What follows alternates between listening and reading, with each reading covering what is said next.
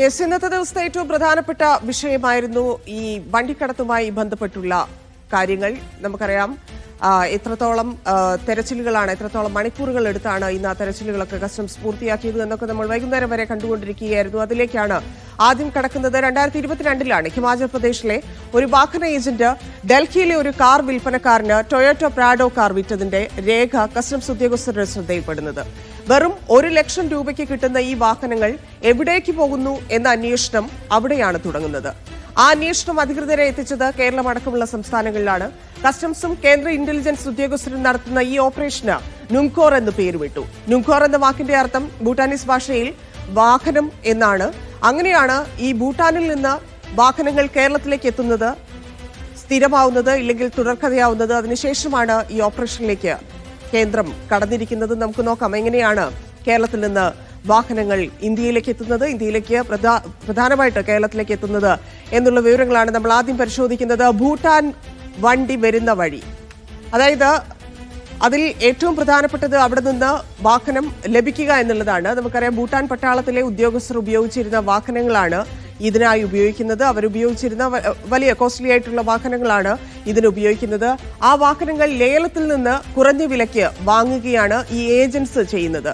അതിനുശേഷം ആ വാഹനങ്ങൾ ലാൻഡ് റോവറും റേഞ്ച് റോവറും ലാൻഡ് ക്രൂസറും ഒക്കെ ഉൾപ്പെടെയുള്ള വാഹനങ്ങളാണത്. അത് വാങ്ങിയതിനു ശേഷം ഇറക്കുമതി തീരുവ അടയ്ക്കാതെ ഈ വ്യാജ രേഖയിൽ അത് രജിസ്റ്റർ ചെയ്യുന്നു.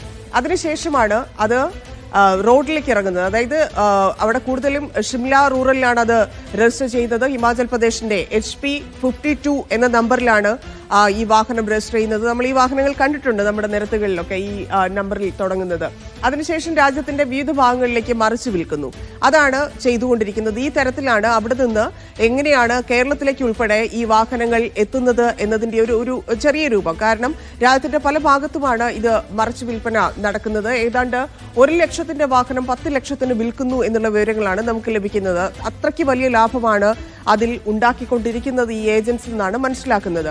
എന്താണ് ഓപ്പറേഷൻ നുംകോർ എന്നുള്ളതാണ് ഇന്ന് രാവിലെ മുതൽ ഏതാണ്ട് 5-6 ജില്ലകളിൽ കസ്റ്റംസും കേന്ദ്ര ഇന്റലിജൻസ് ഉദ്യോഗസ്ഥരും ഒക്കെ നടത്തുന്ന ഈ ഓപ്പറേഷൻ നുംകോർ സിനിമാ താരങ്ങളെയും ഈ യൂസ്ഡ് കാറുകൾ വിൽക്കുന്ന ഒട്ടേറെ ഷോറൂമുകളും കേന്ദ്രീകരിച്ചു കൂടിയാണ്. കൊച്ചിയിൽ, കോഴിക്കോട് ഒക്കെ വലിയ രീതിയിലുള്ള തെരച്ചിൽ, അതായത് സ്ഥാപനങ്ങളുമായി ബന്ധപ്പെട്ടുള്ള തെരച്ചിലും അതിന്റെ കൂടെ നടന്നിട്ടുണ്ട്. കാരണം 2 സെലിബ്രിറ്റീസ് ഇതിൽ ഉൾപ്പെട്ടതുകൊണ്ട് തന്നെ കൂടുതൽ ഫോക്കസ് അങ്ങോട്ടായിരുന്നു എന്നത് മാത്രമാണ്. പക്ഷേ ഈ യൂസ്ഡ് കാർ വിൽക്കുന്ന, ഇല്ലെങ്കിൽ അത് മോഡിഫൈ ചെയ്യുന്ന സ്ഥലങ്ങളിലൊക്കെ ഇതിന്റെ വലിയ സെർച്ചും വാഹനങ്ങൾ പിടിച്ചെടുക്കുകയും ഒക്കെ ചെയ്തിട്ടുണ്ട്. അപ്പം ഈ നികുതി വെട്ടിച്ച് ഭൂട്ടാനിൽ നിന്നെത്തിച്ച വാഹനങ്ങൾ ആഡംബര യൂസ്ഡ് കാർ വിൽപ്പന കേന്ദ്രങ്ങളിലൂടെയാണ് ഈ പറയുന്ന പ്രമുഖരിലേക്കൊക്കെ എത്തുന്നത്.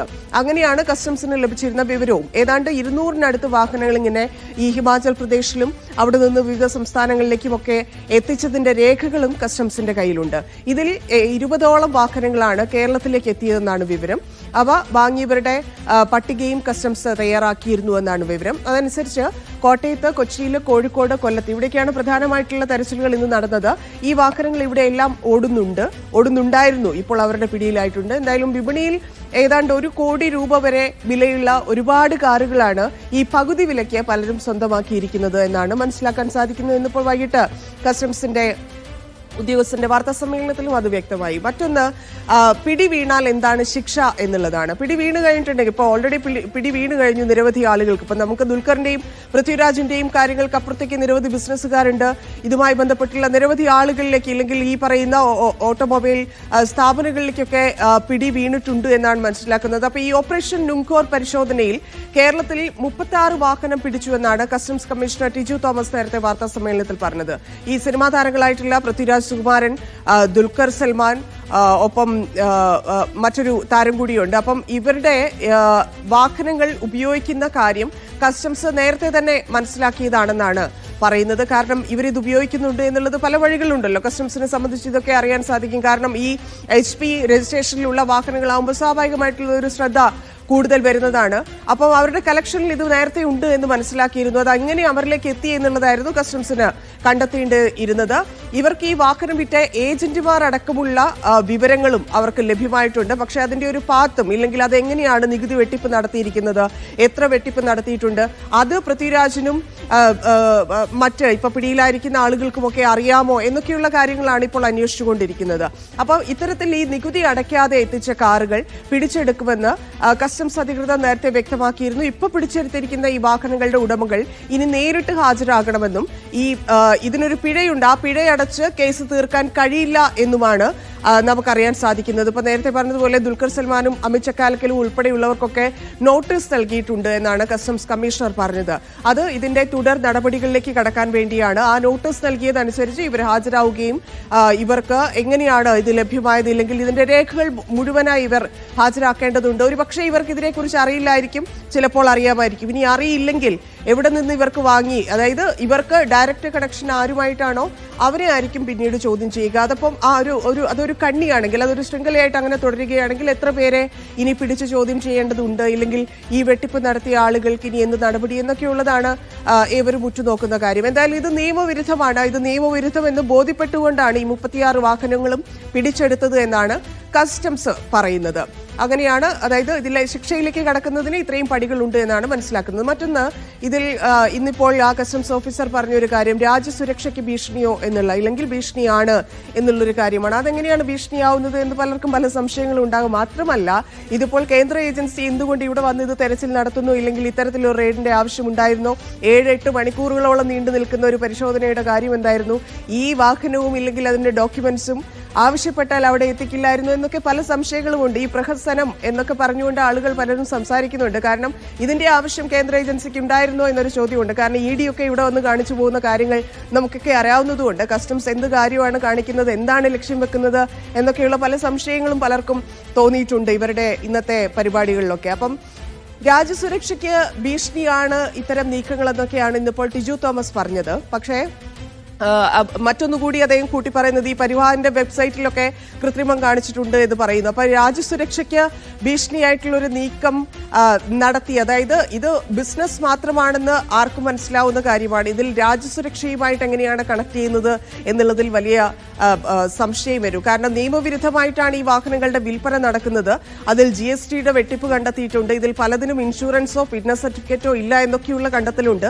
ഈ ഇന്ത്യൻ എംബസി, അമേരിക്കൻ എംബസി ഇവരുടെയൊക്കെ കൃത്രിമ രേഖകൾ ഉണ്ടാക്കിക്കൊണ്ടാണ് ഈ വാഹനം രജിസ്റ്റർ ചെയ്യുന്നത് എന്നൊക്കെയുള്ള വലിയ കണ്ടെത്തലുകളൊക്കെ ഉണ്ട്. അപ്പോൾ എവിടെയാണ് ഈ രാജ്യസുരക്ഷയെ ബാധിക്കുന്നത്? അതായത് ഭൂട്ടാനിൽ അവിടെ ലേലത്തിൽ വെച്ചിരിക്കുന്ന ഒരു വാഹനം, അവിടെ നിന്ന് ഈ ഏജൻസി ഇവർ കൊണ്ടുവരുന്നത് പല രീതിയിലാണ്. ഒന്ന് പാർട്സ് ആയിട്ട് കൊണ്ടുവരും, വാഹനത്തിന്റെ പല ഭാഗങ്ങളായിട്ട് ഇന്ത്യയിലേക്ക് എത്തിക്കും. മറ്റൊന്ന് ഇദ്ദേഹം തന്നെ നേരത്തെ സൂചിപ്പിച്ചിരുന്നു, അതായത് അവിടെ നിന്ന് ടൂറിസ്റ്റുകളായിട്ട് ഇന്ത്യയിലേക്ക് എത്തിയതിനു ശേഷം ഇന്ത്യയിൽ ഈ വാഹനം ഉപേക്ഷിച്ചിട്ട് ഇവർ തിരിച്ചു പോകുന്നു, വീണ്ടും ഇവിടെ ഇന്ത്യയിൽ ആ വാഹനം വീണ്ടും പുതുതായി രജിസ്റ്റർ ചെയ്യുന്നു എന്നൊക്കെയുള്ള പലതരത്തിൽ ഇവർക്ക് ഈ വാഹനം ഇങ്ങോട്ട് എത്തിക്കാവുന്നതാണ് എന്നുള്ളതാണ്, അതിർത്തി കടന്നുകൊണ്ട്. പക്ഷേ അതിൽ എവിടെയാണ് ഈ പറയുന്ന രാജ്യസുരക്ഷയെ ബാധിക്കുന്ന വിഷയം ഉണ്ടാവുന്നത് എന്നൊക്കെ വലിയ ചോദ്യമാണ്. കാരണം നമുക്കറിയാം ഇതിലിപ്പോൾ പുറത്തു വന്നിരിക്കുന്ന 2 പേരുകൾ, ഒന്ന് ദുൽഖർ സൽമാനാണ്, മറ്റൊന്ന് പൃഥ്വിരാജാണ്. അപ്പം ഇവർക്ക് 2 പേർക്കും വലിയ ദോഷം സംഭവിക്കുന്ന അല്ലെങ്കിൽ വലിയ നഷ്ടമുണ്ടാവുന്ന, അവരുടെ പേരുകൾ എടുത്ത് വാർത്തകളിൽ ഉപയോഗിക്കുന്ന തലത്തിലേക്ക് കാര്യങ്ങൾ എത്തിച്ചിട്ടുണ്ട്. അപ്പം ഇതിൽ എന്താണ് കസ്റ്റംസ് ഉദ്ദേശിച്ചിരിക്കുന്നത്, ഇല്ലെങ്കിൽ യഥാർത്ഥത്തിൽ മറ്റ് സംസ്ഥാനങ്ങളിലൊക്കെ ഇത് നടക്കുന്നുണ്ടോ എന്നറിയില്ല. കേരളത്തിലേക്ക് മാത്രം എന്തുകൊണ്ട് ഇത് വന്നു എന്നൊക്കെയുള്ള ചോദ്യങ്ങളുണ്ട് പലർക്കും. ഈ സംഭവം വന്നതിന് ശേഷം, ഇല്ലെങ്കിൽ ഈ സെർച്ചുമായി ബന്ധപ്പെട്ട്, ഇല്ലെങ്കിൽ ഇന്നിപ്പോൾ സാധാരണ ഒരു കസ്റ്റംസ് ഉദ്യോഗസ്ഥൻ ഇങ്ങനെ ഒരു അന്വേഷണം നടക്കുന്ന ഘട്ടത്തിൽ ഇങ്ങനെ ഇരുന്ന് മാധ്യമങ്ങളോട് ഇത്ര വിശദീകരിച്ച് സംസാരിക്കുമോ എന്നൊക്കെയുള്ള കാര്യങ്ങളിൽ സംശയം നിലനിൽക്കുന്നുണ്ട്. അപ്പൊ എന്താണ് കസ്റ്റംസ് ഉദ്ദേശിക്കുന്നത് എന്നൊക്കെ നമുക്ക് വരും ദിവസങ്ങളിൽ കാണാൻ സാധിക്കും. ഇനി എങ്ങനെയായിരിക്കും ഈ കേസിന്റെ, ഇല്ലെങ്കിൽ ഇതുമായി ബന്ധപ്പെട്ട് എന്തൊക്കെയായിരിക്കും സംഭവിക്കാൻ പോകുന്നത് എന്നുള്ളതും നമുക്ക് അറിയേണ്ടതുണ്ട്. എന്തായാലും ഇതിന്റെ കൂടുതൽ വിവരങ്ങളുമായി ഇന്ന് കൊച്ചിയിൽ സംഭവിച്ച വിവരങ്ങളും മാത്രവുമല്ല ഇനി വരും ദിവസങ്ങളിൽ എന്തായിരിക്കുമെന്ന് കസ്റ്റംസ് ഓഫീസർ പറഞ്ഞ കാര്യങ്ങളും, ഈ കേസിന്റെ മൊത്തം വിശദാംശങ്ങളുമായി നമ്മളോടൊപ്പം നിതിൻ സേവ്യർ കൊച്ചിയിൽ നിന്ന് ചേരുന്നുണ്ട്. നിതിൻ, ഈ പറഞ്ഞതാണ്, നിരവധി സംശയങ്ങൾ ഇപ്പോഴും ആളുകൾക്കുണ്ട്. എങ്ങനെയാണ് ഈ ഒരു കേന്ദ്ര ഏജൻസി ഇതിലേക്ക് ചാടി വീണിരിക്കുന്നത്, എങ്ങനെ ഇത് കണ്ടെത്തിയെന്നൊക്കെ ഉള്ളത്. അപ്പം ഞാൻ അതിന്റെ ഒരു എങ്ങനെ വാഹനം ഇവിടെ എത്തിച്ചു എന്ന് പറഞ്ഞിട്ടുണ്ട്. പക്ഷേ കസ്റ്റംസിന് എങ്ങനെ കേരളത്തിൽ വന്നു എന്നൊക്കെയുള്ള സംശയങ്ങളാണ് ആളുകൾക്ക്. എന്തായാലും ഇന്നത്തെ പരിശോധനയെല്ലാം പൂർത്തിയായിട്ടുണ്ട്. ഇനിയുള്ള നടപടികൾ എന്തൊക്കെയാണെന്നാണ് അറിയുന്നത്.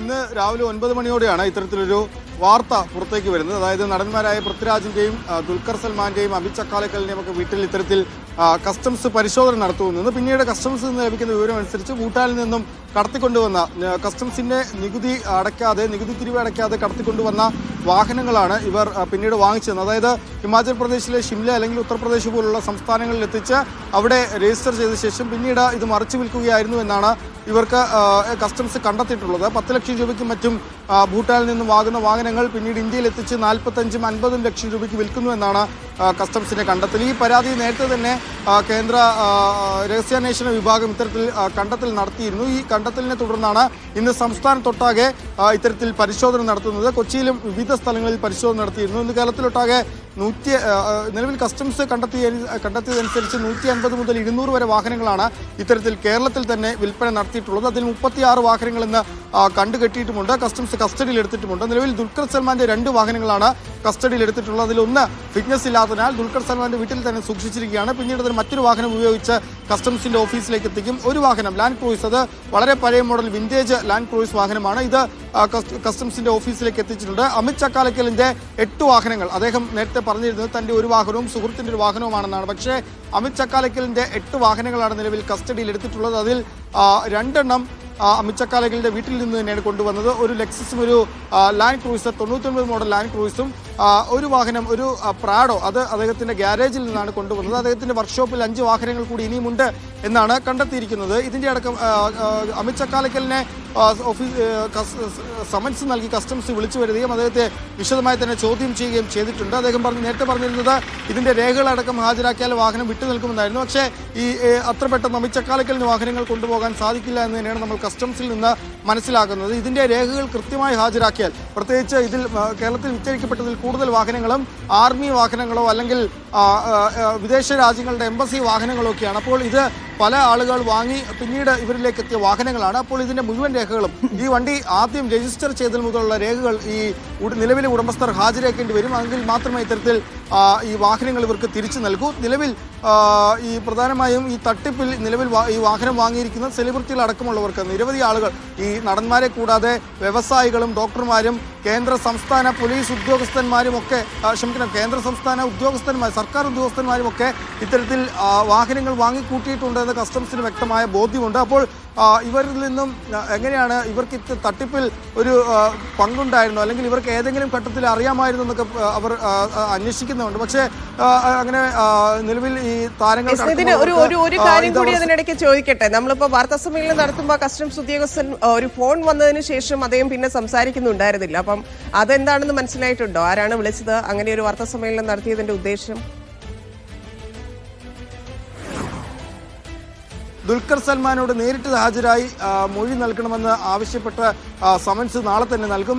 എല്ലാവരും നേരിട്ട് തന്നെ എത്തി ഹാജരാകണം. ഇതിന്റെ കൃത്യമായ രേഖകൾ ഹാജരാക്കിയാൽ വണ്ടികൾ തിരികെ കൊണ്ടുപോകാം. ഇതിൽ തീവ്രവാദ ബന്ധം അടക്കമുണ്ടോ എന്നതടക്കം കസ്റ്റംസ് അന്വേഷിക്കുന്നുണ്ട്. പ്രത്യേകിച്ച് വിദേശത്ത് നിന്നും കടത്തിക്കൊണ്ടുവന്ന വാഹനങ്ങൾ എങ്ങനെയാണ് ഇത്തരത്തിൽ കടത്തിക്കൊണ്ടുവന്നതൊക്കെയുള്ള കാര്യങ്ങൾ കസ്റ്റംസ് അന്വേഷിക്കുന്നുണ്ട്. അതുമായി ബന്ധപ്പെട്ട കാര്യങ്ങൾ കൂടുതൽ പറയാൻ പക്ഷേ അവർ ഒരുക്കമല്ല. ഏതായാലും ഈ വാർത്താ സമ്മേളനത്തിനിടെ അതുമായി ബന്ധപ്പെട്ടുള്ള ഈ വാർത്താ സമ്മേളനത്തിനിടയിൽ വന്ന ഫോൺ കോളുമായി ബന്ധപ്പെട്ടായിരുന്നു. ഇതിന് കേൾക്കുന്നില്ലെന്ന് തോന്നുന്നു. എന്തായാലും ഇത്തരത്തിലാണ് കാര്യങ്ങൾ സംഭവിച്ചുകൊണ്ടിരിക്കുന്നത്. എന്താണ് കസ്റ്റംസിന്റെ ഉദ്ദേശമില്ലെങ്കിൽ ഏത് തരത്തിലായിരിക്കും ഇനി അന്വേഷണം എന്നൊക്കെയുള്ള കാര്യങ്ങൾ വരും ദിവസങ്ങളിലായിരിക്കും മനസ്സിലാക്കുക. ഇതിന്റെ പ്രധാന ഏജന്റ് ആരാണ് ഇതിങ്ങോട്ട് കടത്തുന്നത് എന്നതുൾപ്പെടെ ആരാണ് ഇതിന്റെ വിൽപ്പന നടത്തുന്നത്, കോയമ്പത്തൂർ കേന്ദ്രീകരിച്ചാണ് എന്നൊക്കെ പറയുന്നുണ്ട്. പക്ഷേ അതിലേക്ക് കൂടി കാര്യങ്ങൾ കടക്കുന്നുണ്ടോ എന്നൊക്കെ നമുക്ക് വരും ദിവസങ്ങളിൽ അറിയാൻ സാധിക്കും.